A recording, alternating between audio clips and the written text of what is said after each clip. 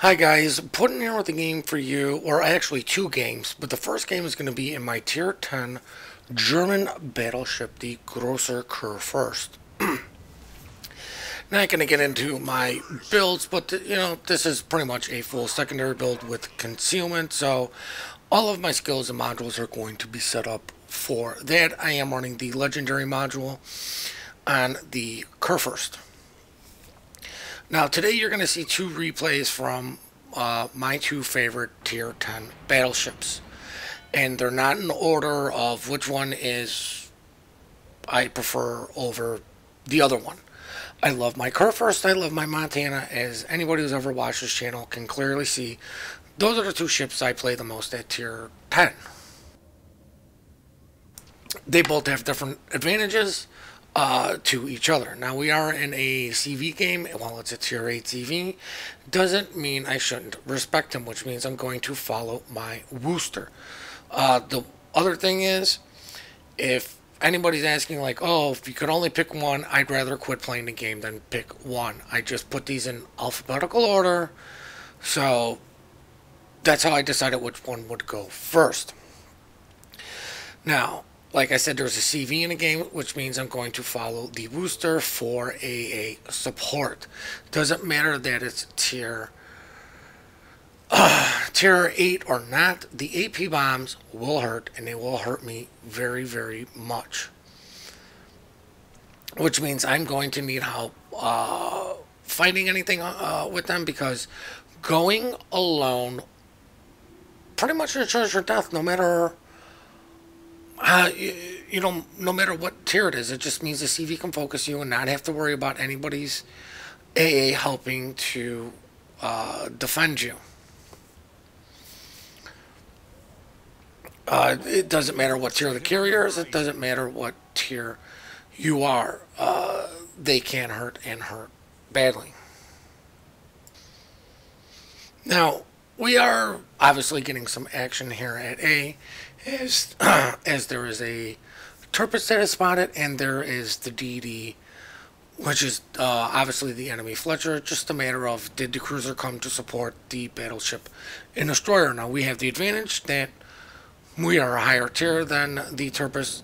The other thing, if you did not know, I believe Bismarck and Turpitz secondaries go out to 11.3. The Grosser,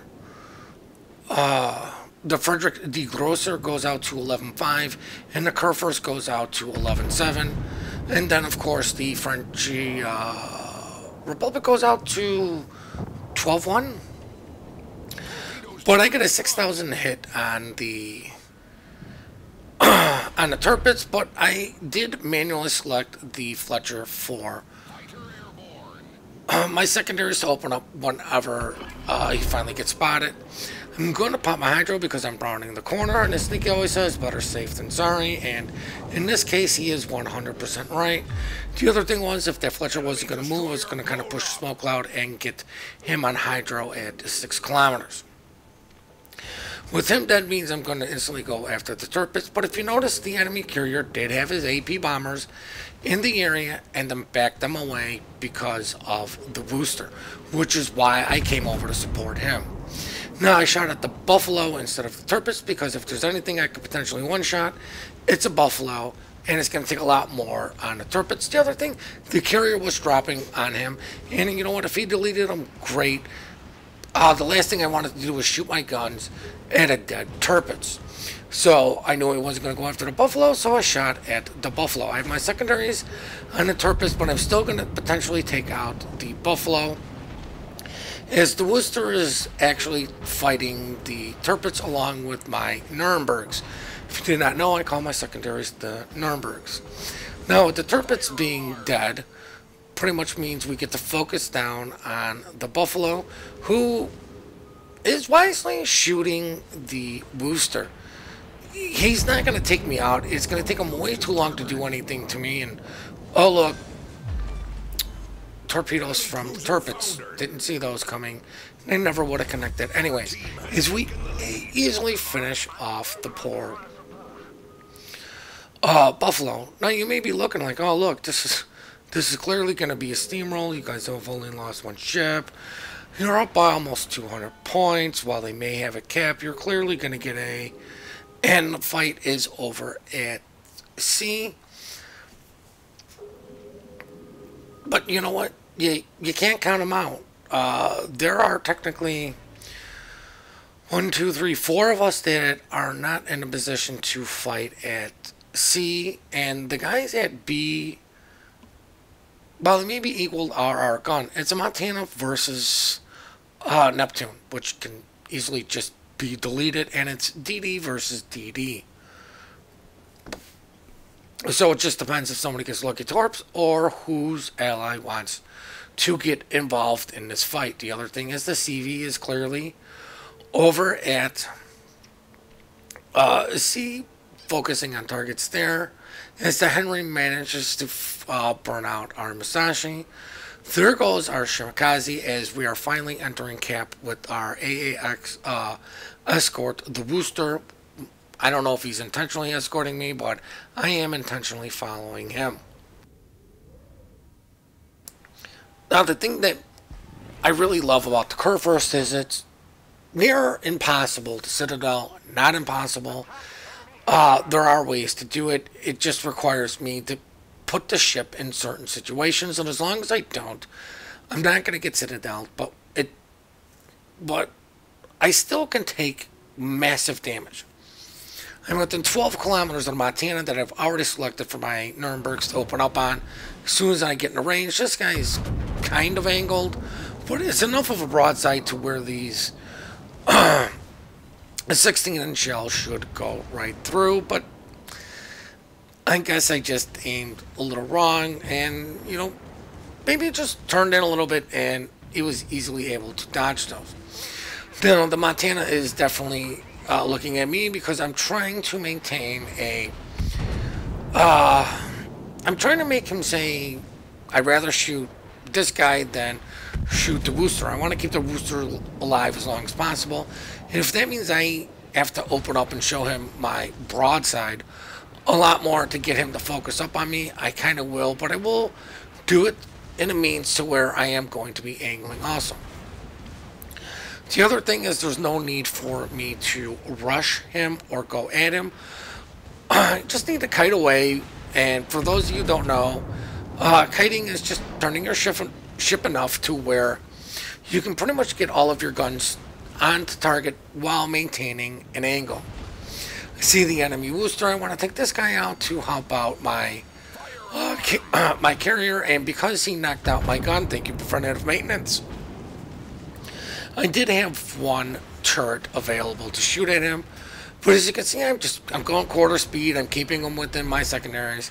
Probably going to sped up to get him to get out of his secondaries, but that Citadel surprised the living daylights out of me. But I have help fighting this gentleman, and it's only a matter of time before he dies. Now I'm going to go behind this island because, well, to make the turn means I'm going to beach, and that's going to be suicide against the Wooster. I did select the Wooster for my secondaries for when he gets into range. They would hopefully open up, but you know what?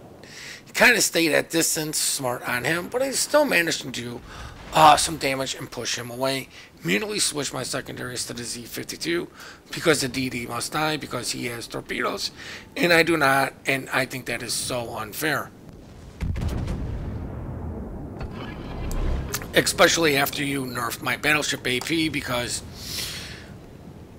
well, of all the people that made mistakes and got punished by it, anybody who got hit with battleship AP at long range, it was all luck. I don't care how good of a shot you are. I don't care what your PR or WTR rating is. You hit a DD at 15 plus kilometers. It was luck, especially in a battleship with battleship dispersion. While you may have aimed properly, it was still luck at the end of the day. But as you can see, the scores are now kind of pulled into each other. We are unfortunately down a cap, but we are going to rectify that situation any second now, as soon as, well, I mean, we're clearly pushing onto the cap. Apologize to the gearing for running into him. But as you can see, my poor Wooster's on about half health, and I need to keep him alive as long as possible until this guy is out of planes, and he's not out of planes yet. Now, if you notice, our Lexington is moving up to A. The area is fairly secure, but he's going to move up to A somewhat intelligently. Like, if you pay attention to the map, you can see he's going to turn. He must be clear that there's a booster over there. And that booster, while being unspotted, could come back to A. And if this guy's caught driving in at him, he's as good as dead. So it looks like he's trying to turn out and, you know what, stay behind us so he can cycle through his planes a little bit faster. Now, we all know the CV rework is coming, and while it may have been delayed, we're not sure how CV gameplay is going to really affect randoms per se, as I try to slow down and get try to let these torpedoes open up a bit on me instead of eating one on the nose like I did. Now, of course, that's going to force out a damcom. Really not enough for me to heal, because if you did not know, torpedo damage is considered like Citadel damage, which is why if you eat a lot of torpedoes, you do not get a lot of your health back. Unfortunately, I do not Citadel the booster. He managed to turn out in times, and as Rob would say, potato protection, but you know what, the guy is trying to actively dodge. Now, I am going to focus on the Henry for my secondaries as I finally finish off that pesky booster to help out our CV. Now, I wanted my secondaries on the Henry because, you know what, that guy's probably going to turn and run away, and if he's running IFHE, it's just going to lull upon me and make my day miserable, and that is the last thing I want. You can see he's hitting his speed boost to get out of dodge, and of course his space armor is probably going to save him, but managed to get a nice double Citadel, but unfortunately it wasn't enough to kill the gentleman, as he actually had AP loaded for me to make the turn, because you know what, I'm not going to rush him because he has 9 kilometers of torpedoes. Now, this is where the the legendary mod kind of comes in and hurts me. If I had just the reload mod, I would easily be able to shoot at this Lexington, but this is that 1 in 10 games where it's like, stupid range. But as you can see, we are all losing, but we have the ship count.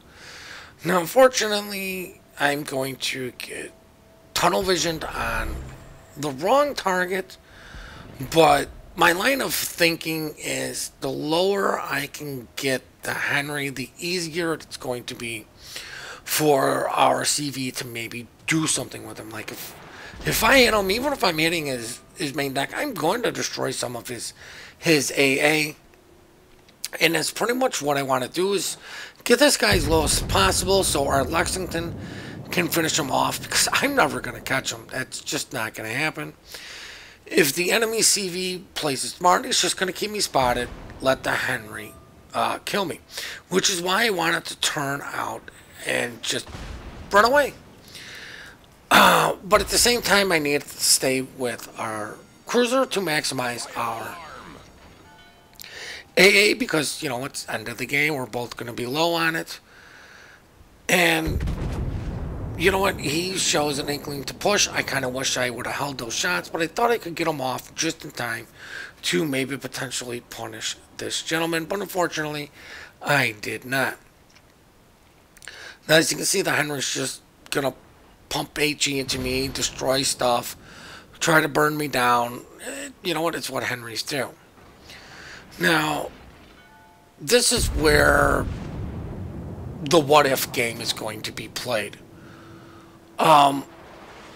Obviously, we're going to see the what-if on the Henry, because it's not a what-if, it is actually happening. The Henry is playing with the speed, turning out, making it difficult to shoot, and it's pretty much at this point when I should have just ignored him. He's pumping AP into me because I was showing broadside, switching to his HE, which means this guy's smart, which means I probably never should have shot those, but still, it's damage, or it would have been damage. But I really should have turned and focused on the Lexington and gotten that guy out of play, because it would have made our CV's job easier to carry us. Because as you can see, they're down to 2 ships. But I mean, like, that Henry was just really frustrating me, and I just wanted to get him. You know, I got visioned on him, and what happened was what I was afraid of. Our poor Wooster buddy succumbed to the carrier due to just not having enough. Now, luckily, looks like he did get a fire on the guy. I aimed right at the boiler room because he really hasn't started moving, and I can't tell you why most of those shells went there. I mean, yeah, I did get 7 pens, but it didn't really feel like it. It didn't feel like I got the damage that I should have gotten. I was aiming more midship than at waterline, and those shots looked like they went in waterline. Now, I am going to die to the Henry, of course, because I'm not even focusing on him, but really, Lexington, you couldn't speed up. Now, this game all comes down to our carrier and pretty much whether or not he can kill the Henry. I just want to... I kept the recording instead of just going straight into the Montana gameplay. Just because what I said earlier about doesn't matter what tier you are is I don't know why it's being so jumpy. When I'm looking at this stuff, this is a tier 8 carrier with... looks like, well, it's definitely tier 8 torpedo planes because, yeah, Americans get screwed there. But I'm not sure if his dive bombers are upgraded to the T9 or if they only get tier 8. I'm not sure. It's been a while. These are only tier 8 dive bombers. There is a tier 10 cruiser. Now, this gentleman is doing it smart, and like I said, most of the CV gameplay you're watching, you can throw it out the window because the CV rework is coming, and there's not going to be really the fighter duels or trying to suck in the guy's fighter planes to you. Now, if you notice the position where our carrier is, he's kind of right behind B, which means he can cycle his planes fairly quickly to get multiple strikes in on the Henry. But this is going to come down to whether or not our carrier can finish off the Henry. What he's going to do, I do believe, is lock up the enemy fighters and bring one squadron in on a time, in at a time. I don't know if the Henry popped defensive fire, but American AP bombs just don't care about defensive fire. As he actually gets a nice chunk on the guy, and as you can see, the friendly locked up the the enemy carrier's planes, got the strike off, and of course we're going to easily win this one. So now we're going to check out these post-battle results and then move on to the Montana. Now, as you can see, I got some nice, decent results. High damage. Sneaky's 2 favorite medals, Confederate High Caliber. Got a nice base experience. You know, obviously being tier 10 kind of does help. You know, here's everything that I did. I pushed my secondaries will get me that witherer. Oh, look, I made money in credits. This one never really... I just don't care about that screen. Now on to the Montana gameplay. And as you can see, I am divvied up with Mega and my good friend, Mr. Big Bongs, who is probably talking crap about me. Now, if there's one thing you're going to notice about my Montana build right now is basic fire training, advanced fire training, and manual. And then my modules protect my AA, longer shooting AA, and more damaging AA. This is 100% AA build. Now, I sacrifice an awful lot for the AA build, and that is so I can do nasty things with them and like this and shoot down 62 planes in a Montana. Now, this was against a tier 10 midway. As you can clearly see, we have a midway on our team, but the enemy was also in a midway, and he did come from a Typhoon team, which kind of means maybe he's got a little bit more common sense than to send 62 planes at me.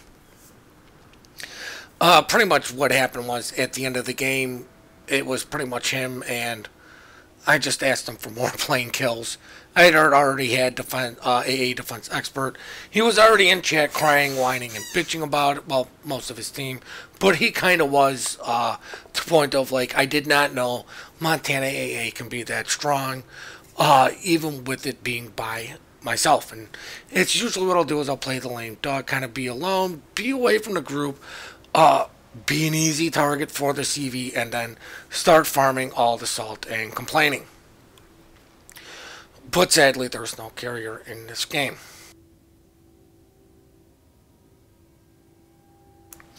Now, some of the reason I wanted to show this particular game is because, well, obviously many nice things happen, but also because I still to this day get crap for taking off the American accuracy module on this ship.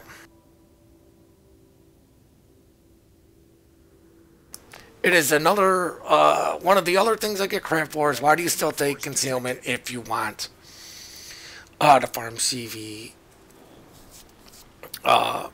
salt tiers. Now, like I said, most of this is probably going to get thrown out the window with the CV rework, but the gentleman I was playing with that would play CV has unfortunately kind of quit playing the game because of the CV rework that is coming. I'm going to do a separate video on my thoughts on this CV rework that they are doing and my fears and excitement, I guess. You know, just my thoughts, and I have not touched any iteration of the CV rework. Just watch videos like everyone else. I want to see what's going to happen to when it hits the live server in game. But enough about the CV rework and that issue. As you can see, we're going on A side on a standard battle on Shattered. This map is such joy. It's not a bad map. It's just pretty much if you're on Seaside, you're gonna play who can hide behind the island the longest, or who's got enough ships and balls to push out and just delete them. While A side is kind of, well, do we give it up or do we fight for it? My attitude is you fight for it. You never give it up because all you do is give the guys chasing you easier time of harassing you and completely surrounding your team. It's also standard battle, so there's no need to push, which is why I'm not pushing up, because there's no need to. I mean, the game just started. I'm trying to see if I can get shots on anything over there. You know what, but Pesky Islands, you know, why doesn't Wargaming nerf those islands so I can shoot them and go right through them? So I can delete things. Now I am kind of turning in, which is kind of against what I was saying, but I'm also close to the map border, and I'm going to turn out because, well, there's a Zao, several DDs. I can see one set of torps, but God knows whose torps, who sent them, and all of that good stuff. But as you can see, looks like most things were sent against that angry smoke cloud, which is mega. They are just punishing this poor Zao. I'm gonna take a shot in, and unlike the situation with the Turpits with the carrier, gonna take a shot in on this guy because you need to shoot it till it's dead. The difference with the carrier was you can see friendly shells coming in. It's gonna take a lot longer to figure out when the CV drops. So you know what? That's why I shot at the Buffalo first in that situation. And this is why I shot at the Zao in this situation. As you can see, the North Carolina's turning out to get angled up. I'm already angled up. Aiming up a little high, but instead of turning... Actually, I don't know which way I'm going to turn right now, so we're all going to find out right here. So instead of turning in and being stuck in the border the longest, I'm going to turn out and be stuck hopefully into the border, maybe not even into the border, for the shortest amount of time. It usually cracks me up when we go play some low-tier games or even mid-tier. You'll see somebody run straight into the border, and then they try to back up. If you run straight into that border, your option is still better. Just turn, pick a way and turn. You know, preferably away from the enemy because you're going to be going slow. But just turn out of the border. Now, it's at this point Bongs is pretty much screaming for me to panic fighter plane. And I told him I've already panicked fighter plane. I said, how do you think I was easily able to dodge all of those torpedoes that were over there that didn't even come near me? He goes, well, because they didn't come near you. And I go, touche. But that's because I panicked my fighter plane. Now, you know what, Bongs did ask me, like, hey, you got anything on this Minotaur? I'm like, I'm looking, I took a shot, I didn't do much. I made a whopping 9,000 damage, so you know what, you need to hold your horses. Because it wouldn't just be right if I did all my damage right away. As these shots come in, and Citadel, so unnecessarily, the last 4,000 damage of that Minotaur.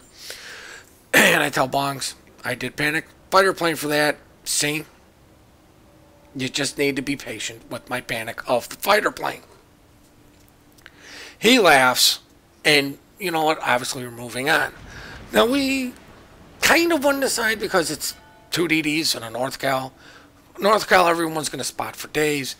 2 DDs, I'm never going to unspot, but we have a Moskva, a Des Moines or Des Memes, and of course, we have Mega and a Kitakazi.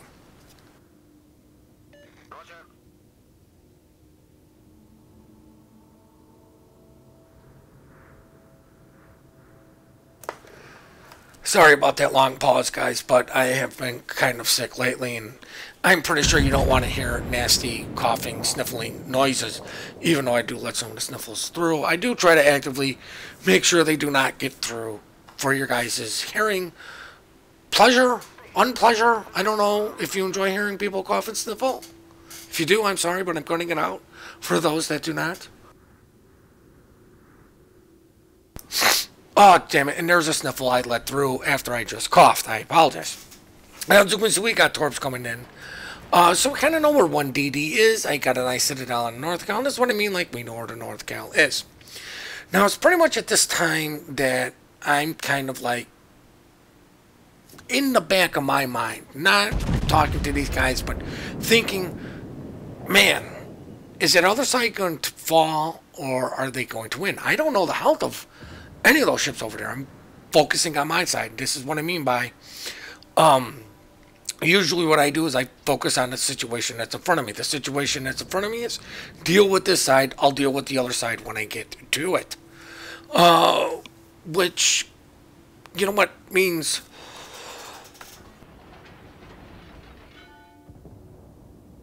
Which sometimes means for me is I will unnecessarily use my health on the side that I kind of didn't need to. And then when I need to go deal with the healthier side, I don't have my health to play with, and it puts me in a trickier situation.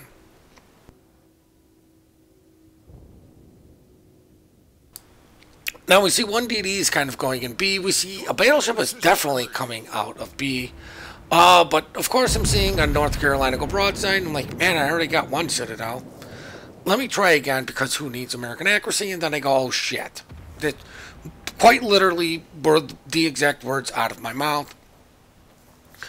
Bong started laughing, and Mega goes, what? I'm like, I don't have my panic fighter plane. I'm in full panic mode, and I've got to turn out in front of a North Cal and an Iowa. But luckily for me, the North Cal also panicked as the North Cal all the way in the back. Actually had a pretty nice shot on me, you know, hats off to him. But instead of aiming for the North Cal, I just waited for the Iowa. Angled up. The Iowa didn't angle up in time. Got some really nice shots in on him. And just, you know what? These guys are angled. You know, who's the least of the angle to shoot at? And at the time, it was the Iowa, as you can see, by the Citadels. I did believe I did get a Citadel. Well, whatever. I did do a lot of damage to him. But you know what? I want to pick on the Tier 8. Because, you know what? Nothing's funner than being in a Tier 10.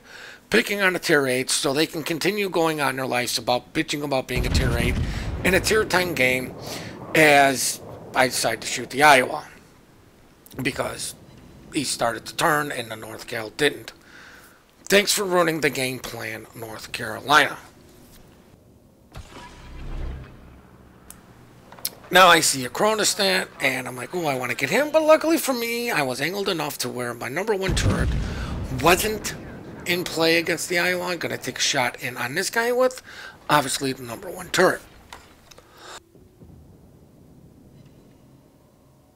Now, the situation that I see unfolding is they're pushing through that middle. There's nothing the Shimmy's going to do because either you're going to delete the battleship or you're going to miss every single freaking torpedo because, well, panic.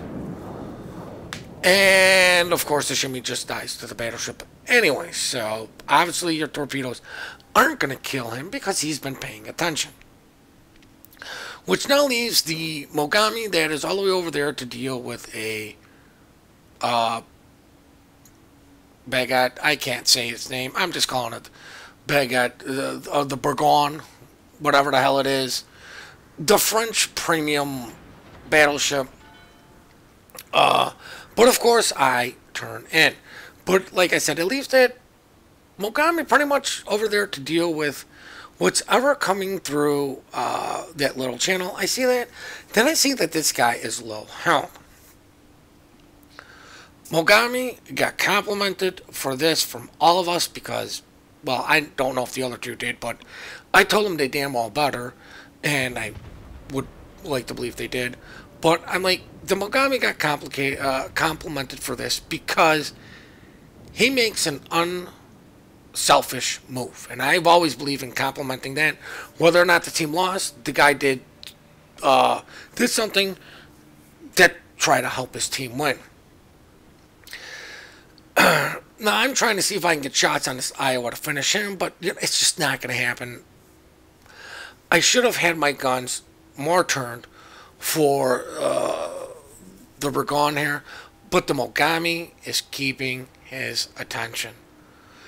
If I would have had my guns, maybe our Mogami would have lived instead of died because I would have had the shots ready sooner. But I got a nice Citadel on the Frenchy battleship and killed him. And Micah's not wrong. He's not right. But he tells the guy, hey, man, just torp, stay dark, blah, blah, blah. And the guy goes, I was doing it because I saw our Montana coming, and I was hoping the Montana was going to have his guns there to delete him. He did it so I could get the kill on the ship to help the team win. Because we may be winning, we are in no position to sit there and go, oh, start pulling out the nails and start hammering them in the coffin. This one's in the bag.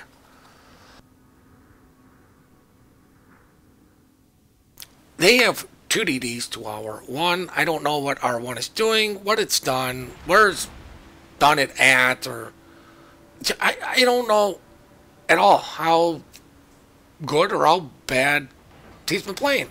Because I focus on what's in front of me. I see that this guy's got a lot of health, which kind of makes me think, well, he's been playing the I'm a torpedo boat. I never use my guns. Ha ha ha. So many Shimmy players yesterday. I'm sorry. If any of you guys watch Rabidu's stream will understand what I'm talking about. A Shimmy not using his guns because he was going to die even though I was in my Hirakazi and all the enemy were shooting me. Pretty much was the reason we lost the game because some DD didn't want to shoot his freaking guns. Now, I see that this guy was going to beach or be really close to the island. Oh, Battleship AP too strong. Oh, poor DD screwed up, flew out in front of me, and didn't get punished. But man, if I fly out in front of somebody else, my God, you're gonna get punished. So tired of Battleship AP. Was not the problem. It was the double pen bug that was the problem. But luckily for us, no flood. I mean, that's really it. Just so lucky there was no flood. But even more important was, oh look, there's an American DD not shooting. I wonder whatever he shall be doing. Dropping torpedoes on your ass. Now, of course, I'd rather have him dead, which means I'm going to ignore the battleships. But then I see the Jellic coming through, going pow, pow, pow, pow, pow. And I'm like, okay, so this guy knows he has guns. He knows how to use guns. Maybe he's just been healing up a little bit. I'm not going to fault him because, well, you know what? He killed the black. Iowa gets, wow. Like, I was like, what the heck hit me? It was like, oh, that hurt. That hurt my feelings. Crap, I don't have any feelings. I'm telling Bongs, I need a panic fighter plane here. There's no way around it. The panic fighter plane is coming out. He's like, what? I'm like, dude, here are my feelings, and I don't even have feelings. He's like, good call, panic fighter plane. And like, he does it again. I'm like, ow. I'm like, this guy's, getting some good RNG here. I'm just angling up like an idiot and getting punished for it, which is what should be happening. If I'm not angled up properly, I should be getting punished for it. But luckily, we have enough heals to go. I'm going to get some of that back while he shoots me again. But, we're going to heal some of that back. And I'm like, come closer. Come closer, spotter plane. I'm full AA to kill you. No. Now I'm hard spotted. This is Balonius. And I'm like, I don't know what's hard spotting me. I don't think it's the Iowa because I would assume I would be spotting him at the same time. I'm like, maybe it's the DD. Not sure, but of course the Iowa comes into play, and I'm going to turn my turrets just that wee bit faster because this situation is, he is full broadside. We are close. We don't need good dispersion. We just need good shots. And my assumption was correct that it was the DD or maybe even the North Cal spotting me because I do believe they're going to have, well, the DD will have better concealment, but I do believe the North Cal will also.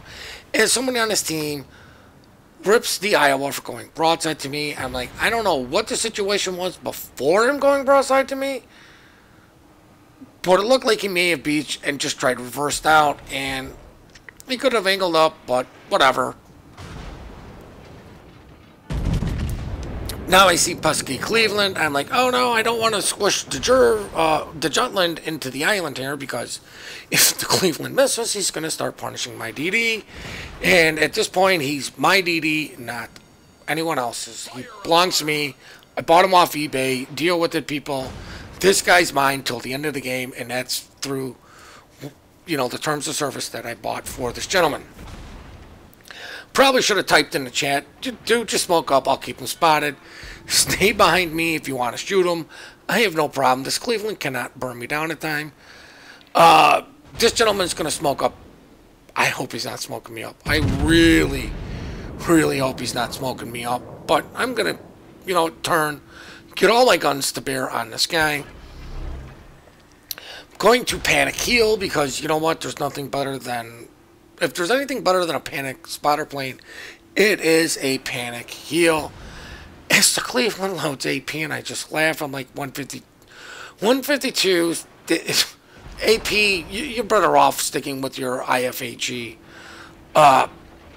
Unless I'm a broadside cruiser at like less than 5 kilometers. But it's at this point where it's like, oh, the game's almost over.